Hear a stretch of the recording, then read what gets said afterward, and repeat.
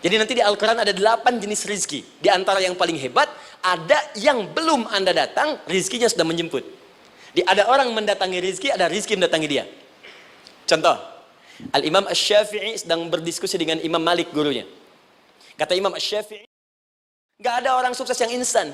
Cuman balikan telapak tangan dapat, tidak. Kata Allah, lihat orang-orang dulu. Lihat orang-orang hebat dulu. Bagaimana mereka bisa kaya, bisa sukses, bisa punya posisi. Masat umul ba'sa, petakan olehmu. Kadang sudah mulai, masukkan tender, tiba-tiba gagal, diserobot orang. Kadang-kadang orang yang dapat, Anda yang ngajukan, itu biasa.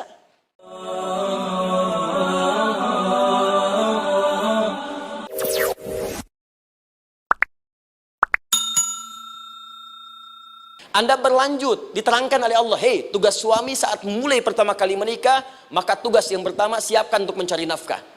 Bagaimana caranya ya Allah? Diturunkan oleh Allah. Satu, jangan takut kehilangan rezeki. Jangan pernah mencuri, jangan pernah ngambil punya orang, karena punya kamu akan saya berikan sempurna. Kamu ngambil punya orang, maka kamu akan menyulitkan diri sendiri. Itu akan dikembalikan pada yang berhak. Ya, turun Quran surah ke-51 ayat 22. Dirinci, begini cara nyarinya. Quran surah kedua ayat 168. Kalau Anda ingin cepat baru bergerak, rizkinya sudah dapat. Quran surah kedua ayat 172. Ada yang dahsyat, dia belum keluar, rizkinya yang mendatangi dia. Jadi nanti di Al-Quran ada 8 jenis rizki. Di antara yang paling hebat, ada yang belum Anda datang, rizkinya sudah menjemput. Ada orang mendatangi rizki, ada rizki mendatangi dia. Contoh, Al-Imam Asy-Syafi'i sedang berdiskusi dengan Imam Malik, gurunya. Kata Imam Asy-Syafi'i, Syekh, rizki itu mesti saya cari dulu, baru kita dapat. Kata gurunya, ya Syafi'i, ada rizki yang cukup kita beramal dekat kepada Allah, dia akan datang tanpa kita cari dengan ikhtiar manusia. Kata Syafi'i, mustahil. Kata Quran kan kita kerja dulu, baru datang. Kata Imam Malik, gurunya, kamu yang belum sampai. Kita amalkan ini, rizki datang. Maka berhenti sampai di situ, Imam Syafi'i pamit. Di jalan tiba-tiba, beliau mendapati ada panen anggur, Pak, Bu.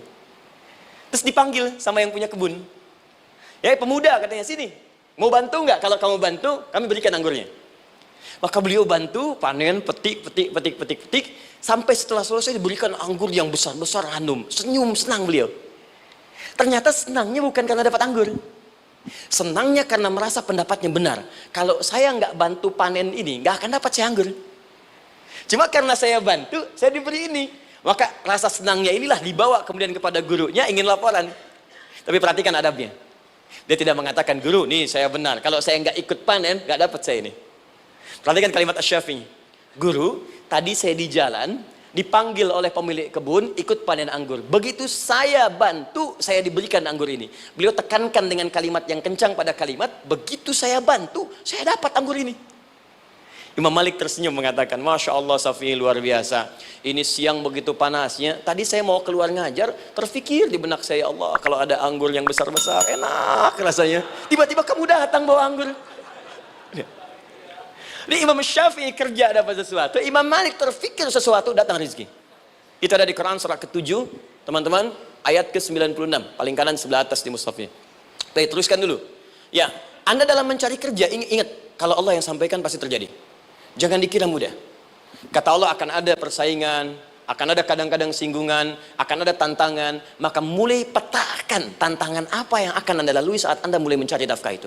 Maka turun Quran surah kedua ayat 214, paling kanan sebelah bawah. Am hasibtum an tadkhulul jannata. Hei, apa kamu mudah begitu saja mengira akan sukses dalam pekerjaanmu? Bahkan bisa diartikan surga, ingin masuk surga. Walamma ya'tikum mathalul ladzina khalau min qablikum. Sebelum engkau diuji seperti orang sukses dulu pernah sukses. Lihat mereka. Enggak ada orang sukses yang instan. Cuman balikan telapak tangan dapat, tidak. Kata Allah, lihat orang-orang dulu. Lihat orang-orang hebat dulu, bagaimana mereka bisa kaya, bisa sukses, bisa punya posisi. Masat umul ba'sa, petakan olehmu tantangan apa yang akan dihadapi saat engkau bekerja itu. Satu, kata Allah, ba'sun, ada yang ringan. Ya, ba's. Ba'sa, jama' dari kata ba'sun. Dua, dara'. Dia sudah menengah, jama' dari kata durun. Tiga, zilzal, ini yang paling tinggi puncaknya. Jadi kalau Anda sudah mendapatkan ini, yakinlah, berarti Anda akan mendapatkan posisi yang tinggi. Karena mustahil orang besar diuji dengan ujian yang kecil. Zilzal, ini bagian ketiga. Ba'sa, ba'sun, mulai. Kira-kira tantangan-tantangan ringan apa saja yang akan Anda hadapi? Ya, kalau saya contohkan misalnya dengan contoh yang lain singkat, Anda mau ke masjid, ingin konsisten, mulai hijrah, ingin dekat dengan Allah, tiba-tiba yang tadinya nggak mau ke masjid, mulai ke masjid, diuji dengan hujan. Hujan kecil, rintik-rintik, shower. Begitu hujan, orang Arab mengatakan kalau hujannya bisa lewat tanpa payung pun, orang Arab mengatakan la ba'sa. La ba'sa ini ringan. Orang kita sambungin, labas. Dari bahasa Arab lewat. Jadi kalau Anda mau berangkat nih, siap bekerja, siap hadapi tantangan. Baru mau lewat hujan kecil, berarti itu tantangan kecil kita lewati. Macet, petakan, cari jalan yang kemudian sempurna, jalan yang kosong, buka Google-nya, buka Waze-nya, buka map-nya, cari. Jadi kalau pada yang kecil aja belum kita lewati, bagaimana mendapatkan yang besar? Anda mau ke masjid, dikasih hujan kecil, mau berangkat gak jadi. Papa, kenapa gak jadi? Hujan mah, kan ada payung, takut riak. Setelah itu darwa, maaf, tantangan fisik. Kadang-kadang mulai ke fisik, mulai mengganggu. Ya, maaf, dirincikan kemudian oleh Al-Quran. Turun Quran surah ke-21, ayat 87 sampai 88, kisah Nabi Yunus alaihissalam. Yunus beraktivitas, bekerja, bukan berarti nggak ada tantangan. Kadang-kadang dibawa, kadang-kadang diusir, kadang-kadang Anda dapat misalnya proyek, kadang-kadang sudah mulai masukkan tender, tiba-tiba gagal, diserobot orang, kadang-kadang orang yang dapat, Anda yang ngajukan, itu biasa. Kata Allah itu biasa, bukan cuma Anda, yang lain pun ada. Bukankah Allah ajarkan kisah Sayyidah Hajar alaihissalam dengan Ismail? Bukankah bolak-balik naik sofa Marwah, kadang di atas, kadang di bawah, kadang lihat peluang sampai Marwah ternyata bukan air. Terkadang Anda yang bekerja, tim yang lain yang mendapatkan karena kerja keras Anda bisa jadi terjadi. Bukankah yang kerja keras Hajar yang dapat Ismail? Mungkin Anda yang konsep, yang dapat minyaknya orang lain. Mungkin Anda yang kerjakan, yang suksesnya teman Anda, gak ada masalah. Dan itu kemudian akan bermanfaat bagi Anda. Tidak mungkin setiap keringat yang keluar dari diri kita mustahil, kecuali akan melahirkan manfaat yang kembali pada diri kita. Tantangan. Tapi yang paling dahsyat, ini yang gak ditemukan di sebagian referensi yang kita baca. Ketika Allah menjelaskan semua tahapan-tahapan tantangan ini sampai ke puncaknya zilzal. Zilzal itu kalau bahasa sekarang gempa. Ada ujian yang menggoncang hati kita. Ketika Anda kerjakan, ya Allah, tantangannya dahsyat. Kenapa mesti saya, ya Allah? Kau nggak selesai-selesai, ya Allah. Itu wajar, teman-teman, itu biasa. Kata Allah, orang dulu saja mengatakan, mata nasrullah, kapan ini selesai? Berbahagialah kalau teman-teman sudah mendapatkan tantangan puncak yang paling tinggi ini. Ini artinya Allah sedang mempersiapkan Anda menjadi orang besar di kemudian hari. Dan cara mengatasinya diturunkan Quran surah ketiga ayat 142, paling kiri sebelah atas. Perhatikan dahsyatnya. Yang pertama diterangkan tantangannya, yang kedua dijelaskan cara mengatasinya. Saya mau berhenti sampai di titik ini, nanti saya terangkan cara berinteraksi dengan Al-Quran. Ya, perhatikan baik-baik. Kata Allah, jika kelak engkau sudah bisa memetakan tantangan ini, maka siapkan solusi untuk mengatasinya. Ayatnya dibuka dengan kalimat yang sama persis. Saya pernah sampaikan teori ini di dua perusahaan besar di Indonesia. Yang pertama ada satu perusahaan, karena ini direkam saya nggak sebutkan perusahaannya, perusahaan otomotif besar sedang turun gratis, kemudian juga ada inflasi yang tinggi. Terus saya terangkan teori Quran. Dia praktekkan berhasil, Pak. Padahal saat itu saya presentasi di depan non-muslim. Non-muslim. Sales-sales se-Indonesia dikumpulkan, saya bedah tentang ini. Dan mereka berhasil. Sampai sekarang naik lagi. Yang kedua sama, ini direkturnya juga non-muslim. Tapi nggak apa-apa, kita diskusi. Dan mau mendengar teori ini. Dan praktekkan, naik. Ya, dulu di satu perusahaan minyak juga. Sedang turun-turun, karyawan semua dikumpulkan. Lalu kita bahas tentang ini, kita terangkan. Yang ini yang paling menarik dari Al-Quran. Kalimatnya sama persis. Quran surah ketiga ayat 142. Am hasibtum an tadkhulul jannata. Apa Anda duga akan begitu mudah mendapatkan kesuksesan dalam hidup? Tolong fokus baik-baik.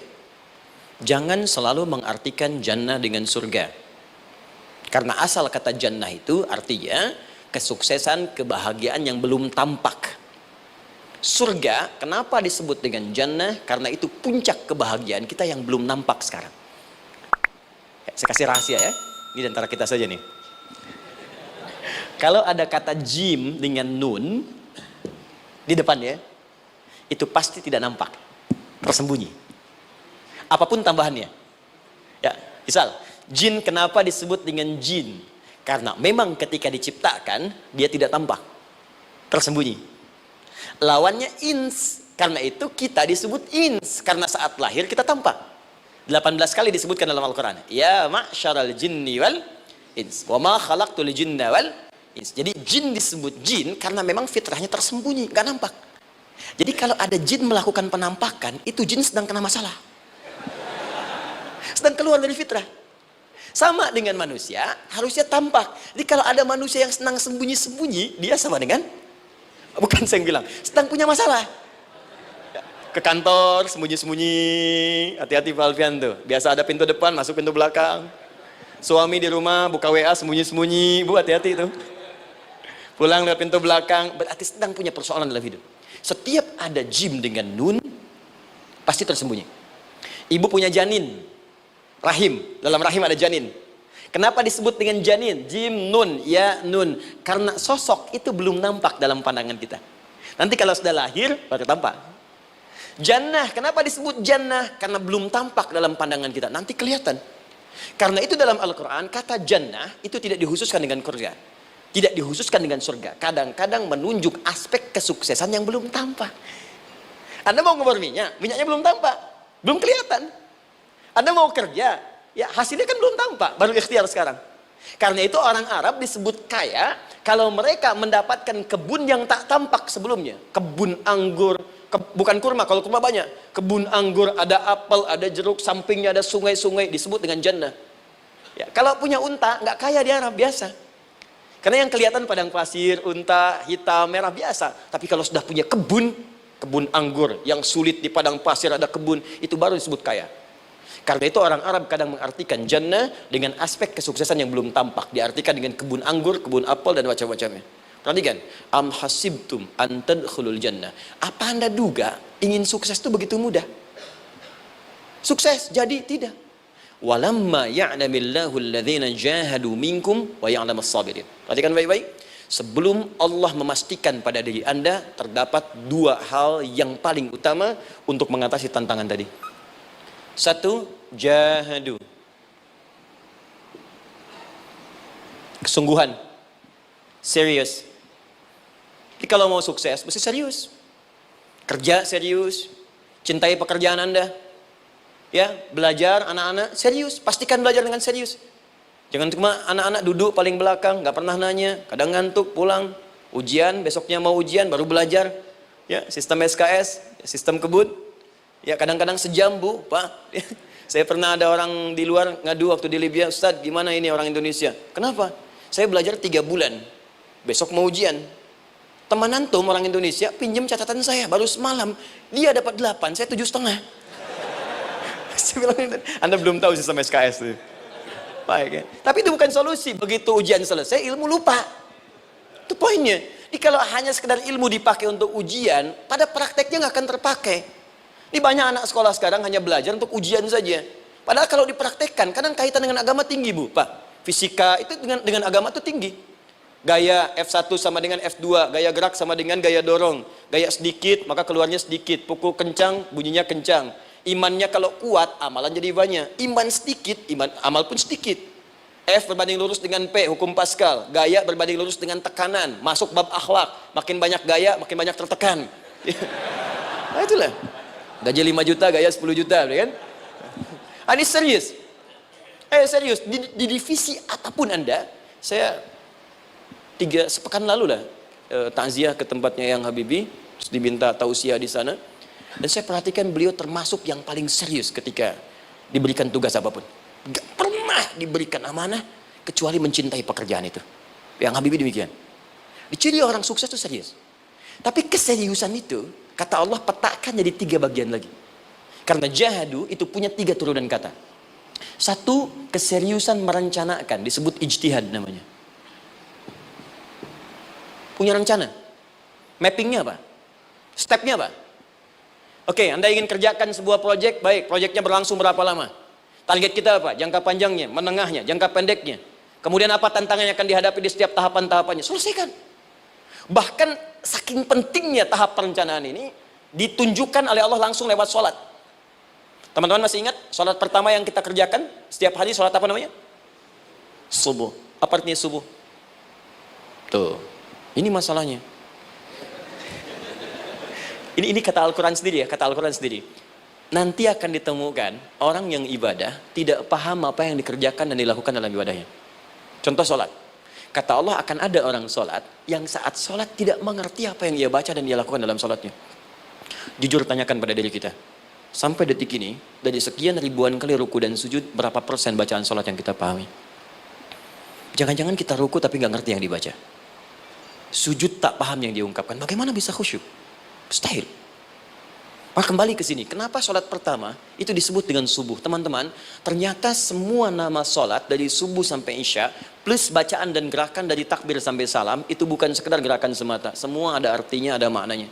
Dan diajarkan oleh Nabi langsung. Subuh disebut dengan subuh. Ada dua kata. Satu, fajar. Quran surah ke-17 ayat 78. Inna Qur'an al-fajri kana mashhuda. Kedua, subuh di surat At-Takbir. Was-subhi idza tanaffas. Kenapa disebut fajar? Fajar itu pancaran positif, pancaran kebaikan. Jadi kalau yang baik disebut fajar. Kalau yang jelek disebut fujur.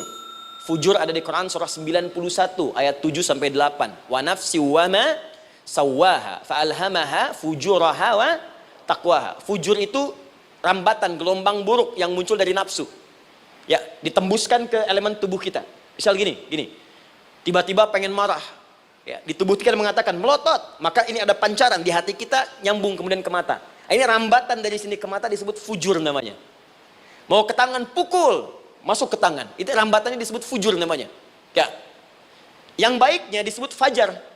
Ya, misal saya ingin sholat, tiba-tiba hati mengatakan sudah azan, merambat ke kaki, cepat melangkah, cepat wudhu. Nah itu rambatannya disebut fajar namanya, atau infajar. Ini pasti ada, ya.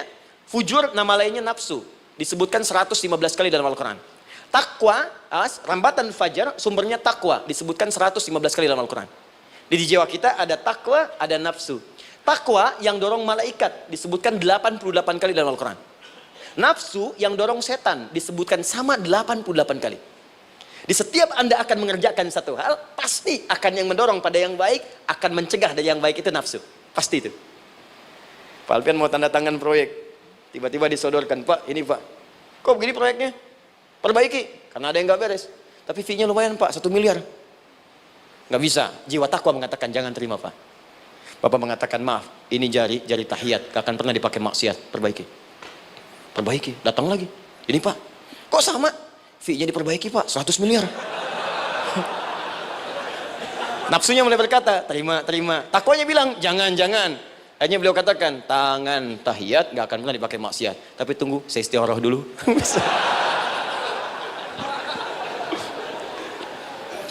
Nah, waktunya, ini salatnya disebut fajar. Kenapa disebut fajar? Karena saat kita tidur, terus dengar suara azan, Allahu Akbar, maka memancar dari iman kita, rambatan untuk merespon suara itu. Bangun kita untuk menunaikan salat. Waktunya disebut subuh. Kenapa disebut subuh? Dari kata asbah. Asbah itu artinya yang siap dengan rencana. Di orang Islam tuh nggak ada yang bangun dari tidurnya kecuali punya rencana jelas yang akan dieksekusi dari itu.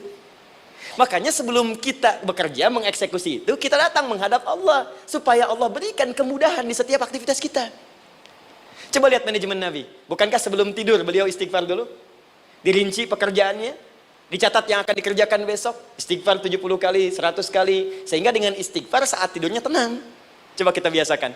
Ada yang baca Quran, ada yang istighfar. Kalau nggak percaya silahkan cek. Begitu Anda lakukan, tidurnya enak. Besoknya rencana itu sudah siap. Makanya ketika bangun, siap jam 7 mau kemana, jam 8 ada di mana, jam 12 kerjakan apa. Sebelum mengerjakan itu, datang kepada Allah, sujud, ya Allah, saya punya rencana ini tolong mudahkan. Begitu caranya. Itu yang disebut dengan subuh. Nah, sekarang kembalikan peta hidup kita mau seperti apa ke depan. Ijtihad. Yang kedua, kalau sudah jelas konsepnya, visinya sudah ada, maka jihad. Yang kedua jihad. Jihad itu eksekusinya, aksinya, actionnya, perjuangan fisiknya. Rencananya apa? Tahajud malam nanti. Bismillah. Jam berapa? 2:30. Baik, yuk kita mulai rencanakan. Eksekusi rencananya. Bagaimana cara kita bangun 2:30? Pasang alarm. Jam berapa alarm dipasang? 3 kali. Pertama 1:30, kedua 2:45, ketiga jam 2:04. Baik. Alarm pertama untuk mematikan alarm kedua. Alarm kedua matikan alarm ketiga. Ketiga siap-siap. Baik. Siap bangun. Jihad. Awas, ini penting ya, jihad itu jangan dipersempit maknanya kepada situasi peperangan saja, tidak. Banyak jihad itu luas sekali medannya. Karena jihad itu perjuangan fisik. Dan maaf ya, maaf sekali, dalam konteks perang pun bukan menyerang orang, tapi membela diri saat diserang. Di Islam itu bukan agama ekspansi. Cek di sejarah, nggak ada Islam menyerang. Yang ada itu membela diri saat diserang. Atau saat orang lain dizalimi dan kita diminta untuk terlibat, kita membantu. Ini bukan dalam konteks sekarang yang banyak dibincangkan, tembak orang, bom orang, nyerang orang, bukan. Itu waktu kejadian bom Tamrin itu pertama, saya di Lampung posisinya. Itu begitu meledak, tuar. Pertanyaan pertama Pak di Badistani, Ustadz, apakah bom di Jalan Tamrin termasuk jihad fisabilillah? Saya bilang, Pak, sependek pengetahuan saya, jihad fisabilillah itu jihad di jalan Allah, bukan di jalan Tamrin. Kaidahnya beda. Nah, misal mencari nafkah itu jihad. Cari nafkah jihad. Quran surah keempat ayat 34, paling kiri sebelah atas. Tugas pertama ketika menikah, kata Allah, ar-rijalu qawwamuna 'alan nisa. Setiap lelaki itu diminta oleh Allah untuk mengatur bagian rumah tangganya. Jadi pemimpin di rumah tangganya. Ya bima faddalallahu ba'dahum 'ala ba'din, karena diberikan kemampuan untuk memimpin. Di pemimpin itu ada di suami. Dan ciri khas pemimpin, Bu, biasanya ciri khas pemimpin apa, Bu? Bukan tegas, bukan. Ciri khas pemimpin itu tidak mau dipimpin. Makanya kalau ada sesuatu, masukkan lewat usulan, jangan beri saran. Kalau saran susah, itu pemimpin. Baik, tapi yang paling luar biasa kata Allah, perhatikan kalimatnya indah sekali.